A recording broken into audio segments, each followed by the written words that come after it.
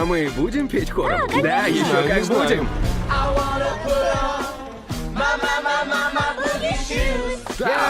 Буги-буги.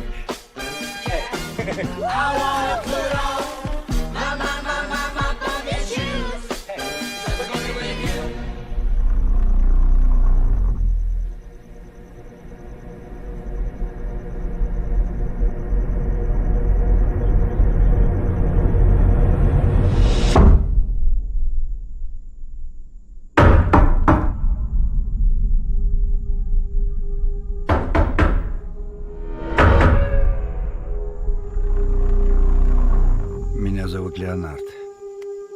Приятно познакомиться, Вен. Зачем вы пришли? Чтобы подружиться с тобой и с твоими отцами. Но это разбивает мне сердце. Но почему? Из-за того, что мне предстоит сделать сегодня.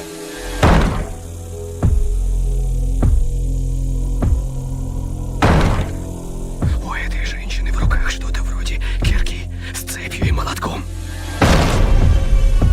Нам четверым предстоит очень важное дело. Возможно, самое важное во всей истории человечества.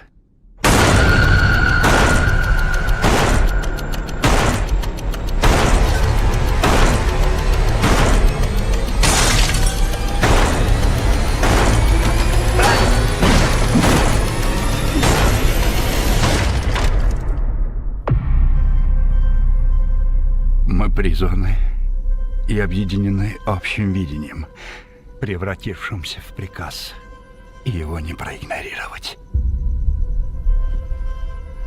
Мы здесь, чтобы предотвратить апокалипсис.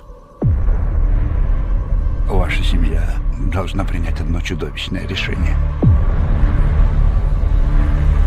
Если вы не сделаете этого, миру конец.